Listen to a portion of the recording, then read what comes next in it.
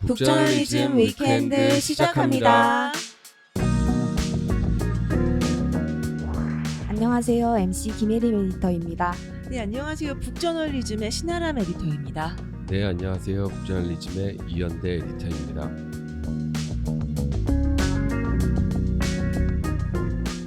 안녕하세요. 현재를 해설하고 미래를 전망하는 소식을 살펴보는 위크엔드. 이번 이야기는 김혜림 에디터가 준비했습니다. 그래서 제가 진행을 맡게 됐는데요.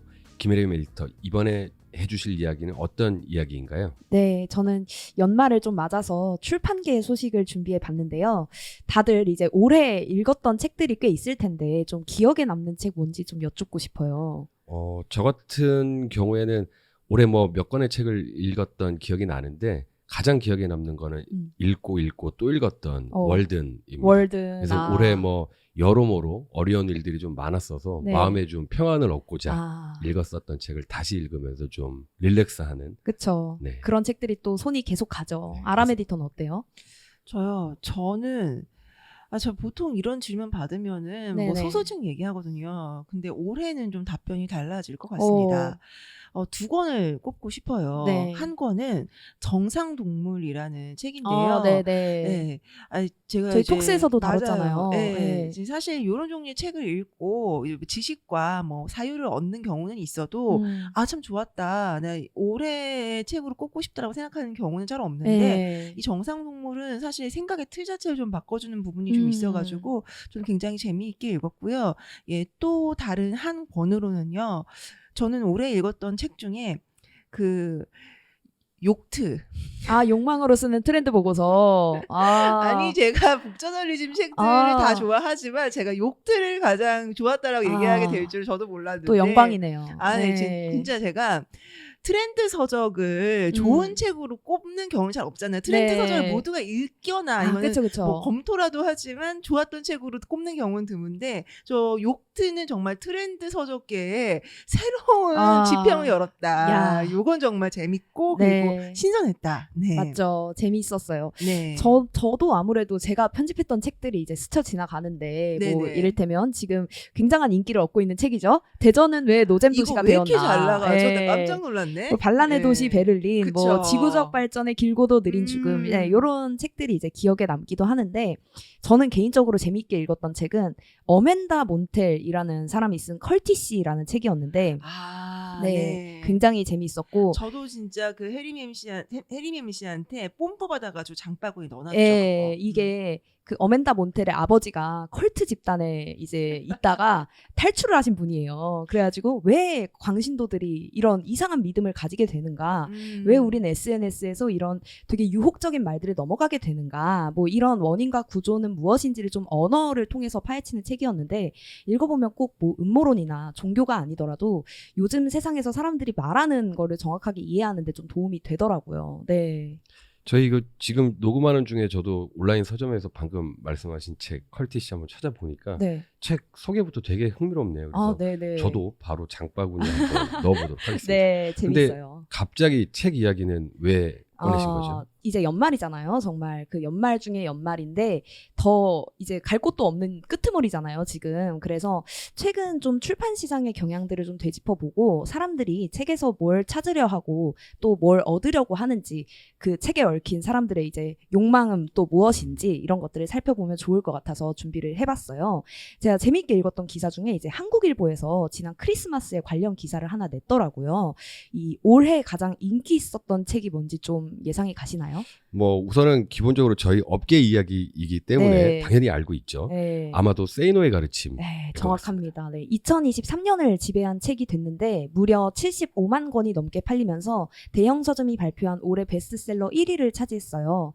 이 세이노의 가르침이 어떤 책이냐면 일단 저자는 정체불명의 이제 세이노 아니라고 말하라 라는 이름의 이제 필명을 가진 이제 저자인데, 이 저자 소개를 읽어보면 밑바닥에서부터 시작해서 1,000억 원대 순자산을 보유하고 있다고 밝혔고, 책에서 이제 투자, 시간관리, 뭐 처세술, 독서법까지 다양한 명언들을 이제 700페이지가 넘는 분량 동안 이제 쏟아놓는 책이 바로 세이노의 가르침이었습니다. 이게 단순히 뭐 재테크 비법 이런 쪽으로만 이제 읽힌 게 아니라 그냥 인생을 다루는 태도, 뭐 인생을 이제 살아가는 하는 뭐 방법 이런 것들을 알려주는 책으로 이제 인기를 끌었었죠. 네.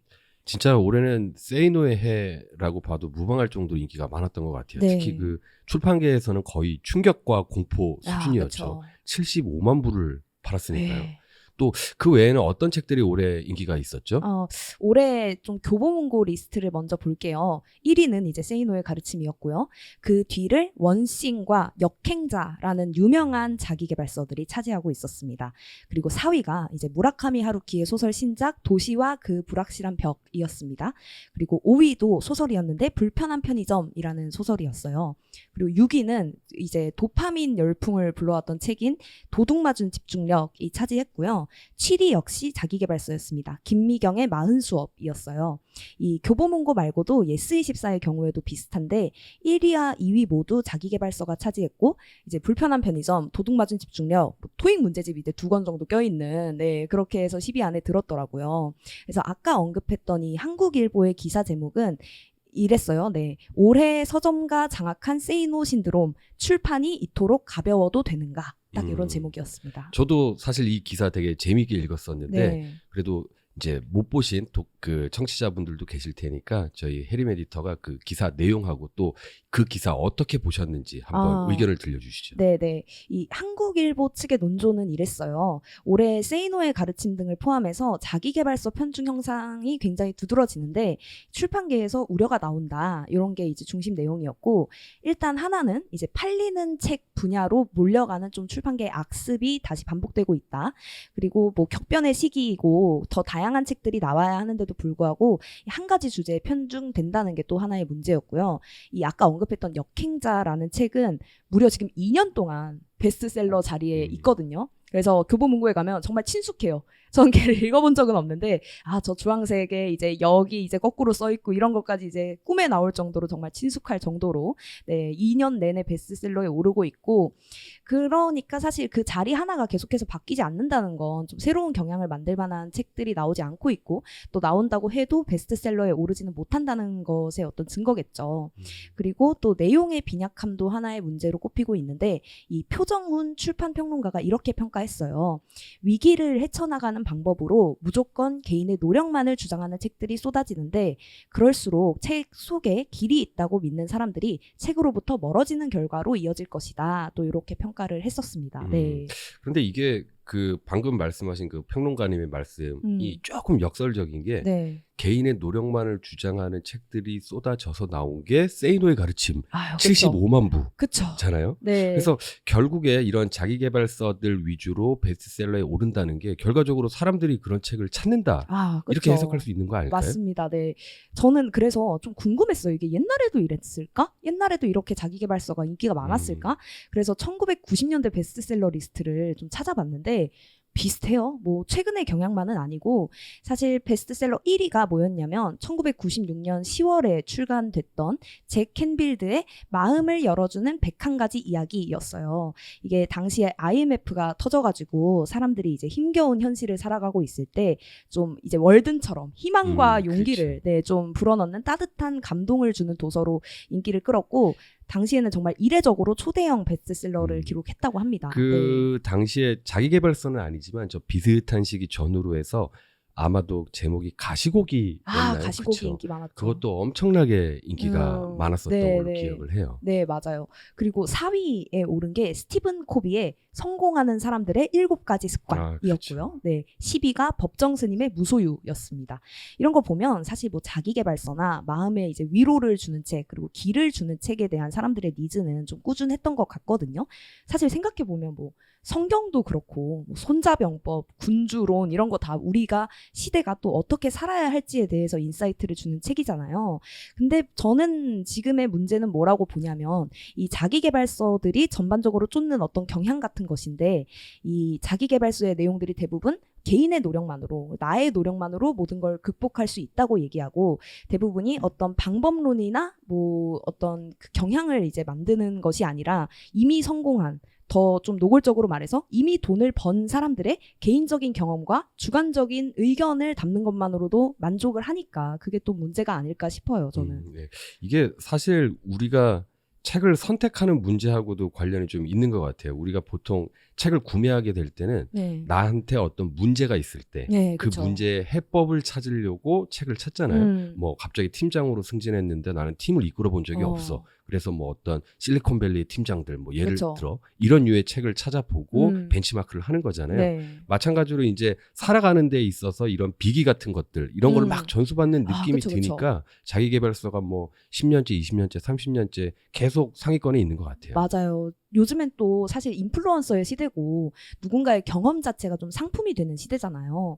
그런 거를 좀 가장 노골적으로 드러내는 게 좀 최근에 자기계발서 경향이 아닌가 싶기도 하고 사실 자기계발서니까 저자가 누구냐가 정말 중요하잖아요. 그렇죠. 예, 다만 지금은 좀 경향이 다른 느낌인 게 왜 저는 자기계발서 하면 제일 먼저 떠오르는 게 데일 카네기의 인간관계론이거든요. 예, 맞습니다. 예, 이게 뭐 30년대에 나와서 이제 지금까지도 이제 항상 상위권에 오르고 있는 책인데 엄청난 고전이고 이제 책의 내용을 살펴보면 이래요. 뭐 환영받는 사람이 되는 방법, 대화를 잘하는 손쉬운 방법, 적을 만드는 확실한 방법, 모든 사람들이 좋아하는 호소 뭐 이런 내용들을 담고 있는데 저는 이 책이 좋았던 점은 어떤 주관적인 그냥 체험이나 경험에만 머물지 않고 좀 프랑스 철학자의 이야기를 인용해서 뭐 인사이트를 전한다거나 다른 이의 실질적인 경험들을 인용해서 저자의 인사이트를 덧붙인다거나 이런 형태들이 많았는데 세이노의 가르침은 그거랑은 굉장히 느낌이 다르다.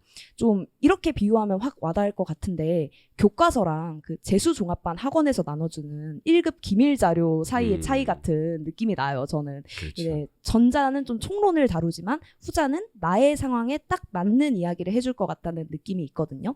그래서 이건 나만 경험한 이야기니까 나만 쓸 수 있는 책이야. 너 어디서도 이런 얘기 못 들어 하는 느낌을 책이 주는 거고 그럴수록 사람들은 그 책을 안 읽고 넘어가기가 너무 불안한 거죠. 예.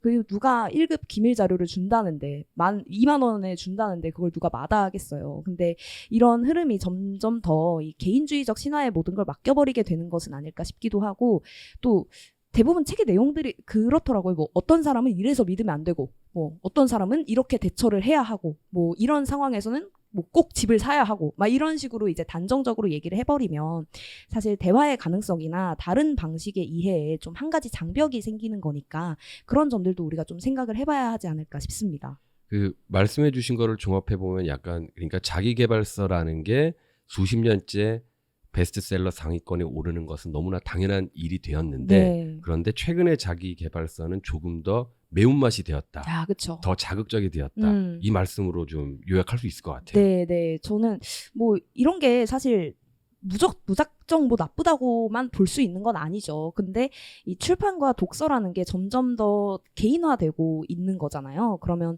책을 통해서 우리가 공통의 담론을 만드는 것이 가능한지에 대해서 저는 좀 의문이 들고 실제로 세이노의 가르침이 75만 부가 팔렸는데도 사실 세상이 바뀌었냐? 우리 사람들이 하는 말이 바뀌었냐 하면 저는 좀 회의적이거든요. 네. 하지만 그 출판사의 세상만큼 확실하게 출판사의 바뀌었을 세상은 크게 바뀌었죠. 네. 그렇죠. 그 확실하게 지금 말씀하신 것들을 보면은 우리가 이제 독서하는 풍경들, 읽는 어떤 습관, 뭐 문화 그런 것들도 좀 많이 바뀐 것 같은데 맞아요. 독서계에서 그 밖의 흐름들 또 뭐 어떤 것들 보고 계세요? 일단 저는 얼마 전에 아람 에디터랑 충격적인 그 좀 걸 보고 놀랐는데 이제 독서 모임 우리 왜 가끔 했잖아요. 뭐 이렇게 사람들이랑 모여가지고 그쵸. 얘기도 하고. 근데 요즘에는 그걸 이제 돈 내고 그러니까 그 하루에 10분 읽는 거 이거 5만 원, 6만 원 내가지고 아니 만나가지고 얘기하는 것도 아닌데 그냥 나 오늘 책 읽었다라는 걸 인증하는 것이 이제 비즈니스가 되는 그런 시대가 돼서 이제 독서 모임이나 독서를 한다는 행위 자체에 사람들이 어느 정도의 무게감을 두고 있느냐도 좀 많이 달라진 것 같고 이 외국에서는 또 우리나라에도 이제 곧 들어오지 않을까 싶은 흐름인데 이 블링키스트라는 어플 들어보셨어요 혹시? 저는 처음 들어봤어요. 이게 지금 외국에서 굉장히 인기를 끌고 있는 논픽션 도서 콘텐츠 요약 플랫폼이라고 이제 표현을 할 수 있을 텐데 지금까지 VC 자금으로만 3,480만 달러를 모금했대요. 베를린에 있는 이제 스타트업인데 2,900만 명의 사용자가 쓰고 있는 플랫폼이에요. 그래서 15분 안에 군주론을 읽을 수 있는 거죠. 15분 안에 뭐 자본론을 읽을 수 있고 손자병법을 읽을 수 있고 이런 책인데 그 회사 소개에는 이렇게 쓰여 있어요. 우리 중 읽고 싶은 모든 것을 읽을 시간이 있는 사람은 거의 없다. 그러니까 블링키스트로 15분 만에 오디오, 텍스트로 책을 읽어봐라. 이런 식으로 이제 지향을 밝히고 있는데 저는 뭐 책이라는 건 되게 원래는 되게 오래 읽히는 매체였고 우리가 오래오래 좀 꼭꼭 씹어서 소화하는 매체였는데 요즘은 좀 그런 흐름들이 되게 숏폼처럼 바뀌고 있다라는 생각도 들더라고요. 네. 그 조금 전에 이제 블링키스트 소개해 주셨는데 저는 뭐 사실 오늘 이 앱을 처음 알게 됐는데 이것과 똑같은 비즈니스 모델이 사실 한국에도 있어요. 이미? 그리고 이미 수십 년째 비즈니스를 하고 있습니다. 뭐죠? 뭐 그 서비스 이름이 뭐 원페이지인가 뭐 한 페이지로 요약해주는 이런 식이에요. 그래서 이제 거기에 출판사 입장에서는 우리 책이 소개가 되면은 이제 그 서비스를 이용하는 수많은 회사의 임직원분들이 요약본을 받아보시고 구매로 이어질 수 있잖아요. 네네. 그것 때문에 이제 출판사 입장에서는 저작권을 이제 요약하실 수 있게 제공해 드리고 그 회사는 그렇게 요약한 여러 책들을 이제 각종 회사와 B2B로 거래를 하는 뭐 수십 년째 비즈니스를 잘 해오고 계신 걸로 알고 있어요. 상생하는 모델이네요. 그래서 거기 보면은 외서 중에 이제 국내에 번역돼서 소개되지 않은 것들 그런 것도 막 축약해서 이제 좋은데요? 올려두시고 저도 가끔 들어가가지고 막 목차랑 뭐 주요 내용 이런 거 확인하고 그렇게 보고 있어요. 저도 생각해 보니까 제가 이제 좀 저 수십 년 전부터 하고 있다고 하셨잖아요. 수십 년 전에 제가 신입사원이었을 때 사내 교육 프로그램에 이제 그게 있어가지고 그거를 이제 봐서 이제 사내 교육 이수해야 되는 그 점수가 있어요. 그거를 채우고 했던 기억이 나네요. 그러면서 정말 이렇게 책을 읽을 수 있다니, 그쵸. 괜찮은 건가라고 생각했던 그 기억이 나네요. 책을 주제로 이야기하기에 딱 좋죠. 그 컨텐츠를 읽으면. 맞아요. 그런데 이제 더 깊이 들어가면 거기서부터 화제를 전환해야 돼요. 맞아요. 더 이상 이야기할 수는 없어. 네, 다른 맞습니다. 책으로. 네. 그래서 방금 말씀하신 것처럼 이제 책이라는 게 사실 오래오래 읽히고 또 그 내용을 계속 재해석하고 또 한 번 읽고 나이가 들어서 읽으면 또 다르게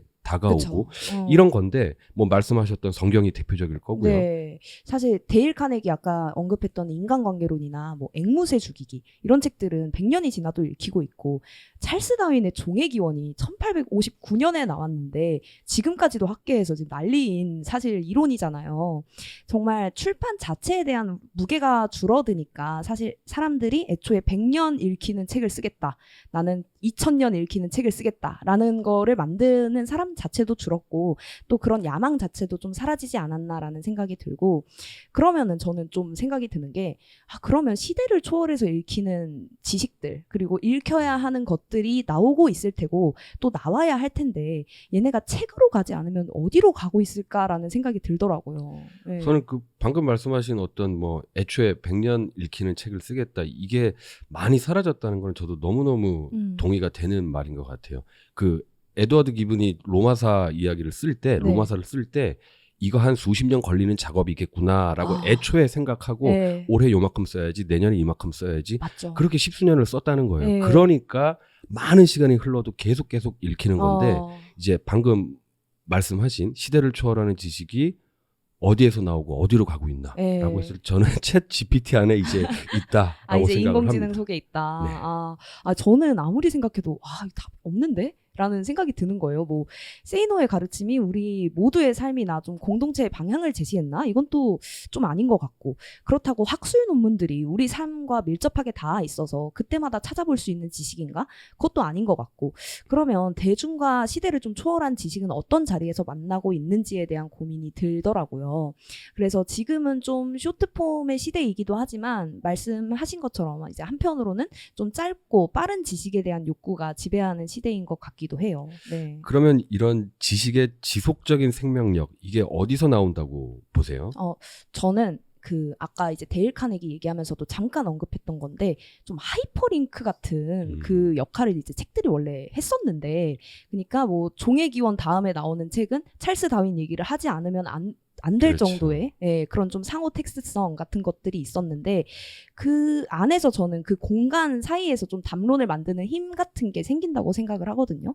뭐 종의 기원 뭐 이런 책들이 한 번에 나올 리는 없고 그 이전에 좀 지식의 토양이라든지 대중의 기반, 사람들의 관심사 우리가 매일매일 보고 지나쳤지만 마음 한구석에 남아있었던 뉴스 이런 것들이 모두 통합이 돼야지 그게 하나의 정말 시대를 초월한 공통 담론을 만들 수 있을 테고 그런 에너지가 좀 책들 내부에서 순환해야만 좀 힘을 불려나갈 수 있는데 지금의 출판 트렌드는 이렇게 힘을 불려나가고 이제 발산한다기보다는 되게 어느 한 점에 수렴한다라는 생각이 들더라고요.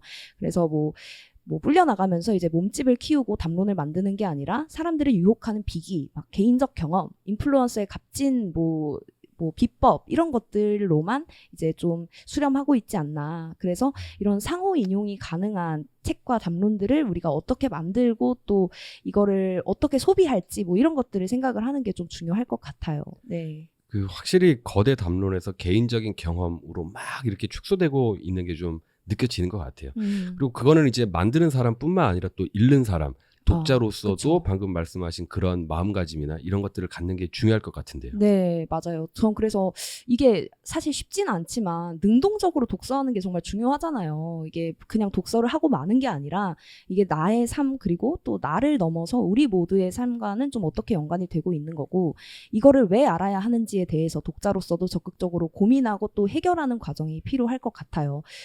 우리 북저널리즘 또 출판사로서 그걸 또 해나가고 있고 일종의 좀 독자의 의무로서 그런 것들을 고민해 나가면 좋지 않을까라는 생각이 듭니다. 네. 그렇죠. 이제 곧 2024년인데 이제 새해가 돼서 독서가 목표인 청취자분도 분명히 많으실 것 같아요. 그래서 이런 뭐 독서 모임 같은 것들을 뭐 바로 새해부터 시작해보겠다. 이게 또 결심하는 게 또 쉽지만은 않잖아요. 그쵸. 뭔가 좀 소소한 어떤 팁이 좀 있을까요? 저는 이제 이것 역시 말로는 쉽고 이제 하기는 어려운 그런 것이지만 뭐 책을 디깅한다 해야 할까요? 그러니까 순위에 있는 책만 소비하는 게 아니라 이건 진짜 나만 아는 소중한 책이다. 이런 걸 발견하는 걸 올해 하나의 목표로 내년 이제 하나의 목표로 삼아봐도 좋을 것 같다라는 생각이 드는데 이건 저의 어떤 2024년 독서 목표이기도 하거든요. 무작정 책을 뭐 100권 읽겠다 이런 정량적인 목표를 삼기보다는 딱 한 권을 읽고 이해하더라도 지금의 나에게 가치 있는 책을 무조건 올해는 하나 발굴하겠다 이런 식의 좀 목표를 세워두면 어떨까. 그러려면 사실 진짜 많이 읽어야 돼요. 그리고 이건 저의 어떤 팁 같은 건데 책 사놓고 사실 그냥 바로 책장 가버리는 그런 이제 상황이 많잖아요. 근데 그러기보다는 이제 책 한 페이지, 두 페이지라도 읽고 그게 힘들다면 목차라도 훑고 책장에 꽂는 게 그렇게 중요하다고 하더라고요. 그러면 언젠가 이런 내용의 책이 있었는데 하면서 이제 단서라도 기억이 나고 그러면 또 그때부터 새로 독서를 시작할 수 있고 뭐 이런 되게 다양한 방법론들이 있으니까 그런 것들 찾아보면서 좀 책 몇 권 읽기 이런 목표만 세우지 말고 이제 어떤 책들을 읽어볼까? 혹은 이번에는 책을 사면은 무조건 2페이지는 읽고 넣어야겠다. 이런 식의 작은 목표라도 세워두면 훨씬 더 재미있게 이제 독서를 즐길 수 있지 않을까 싶습니다. 네. 좋은 말씀 감사합니다. 네. 저도 이제 내년 독서 계획을 한번 세워봐야겠다라는 생각이 갑자기 드는데요. 저는 한 올해 하반기 정도부터 계속해서 자연과학 쪽에 조금 더 알고 싶다라는 생각이 요즘 계속 들더라고요. 그래서 말씀하신 이야기들을 들어보니까 저는 한 내년 독서 목표로는 좀 자연과학 쪽에 책을 좀 몇 권 디깅을 해봐야겠다라는 생각이 갑자기 드네요. 근데 왜 아무도 얘기하지 않죠? 저희가 2024년부터 책을 좀 잘 읽고 싶다, 꼭꼭 씹어서 읽어보고 싶다라고 생각하시는 분들을 위해서 몰래 준비하고 있는 것이 있다라는 얘기를 왜 아무도 하지 않는 거죠? 네? 뭐죠? 예. 뭔가요? 이현대 에디터가 좀 설명을 간단하게 좀 그냥 맛배기로 해주세요.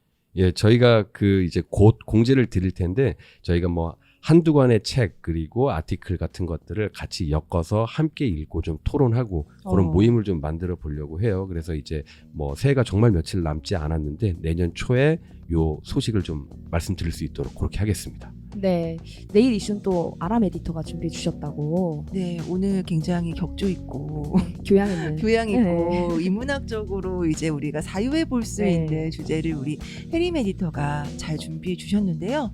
저는 연말이니까요. 연말은 뭐다? 시상식 시즌이다. 그래서 시상식을 좀 열어보려고 해요. 사실 2023년도가 정치가 뭐 이제 그 딱 멱살 잡고 끌고 갔다 뭐 이런 해라기보다는 뭐 기술 그다음에 경제 그쵸. 뭐 이런 게 좀 주목을 받았던 해일 텐데요. 그래서 2023 베스트 CEO 어워즈를 준비했습니다. 네, 이 시간에 귀 쫑긋 세우고 들어주세요. 굉장히 재미있고 이런 기업이 있었어? 하는 경우도 있을 테니까요. 아마 재미있으실 겁니다. 원래 이런 순위 매기기 재밌잖아요. 재밌죠. 네. 북저널리즘 위크엔드는 북저널리즘 웹사이트와 애플 팟캐스트, 스포티파이, 네이버 오디오 클립, 그리고 유튜브에서도 만나보실 수 있습니다. 그럼 내일도 위크엔드에서 만나요.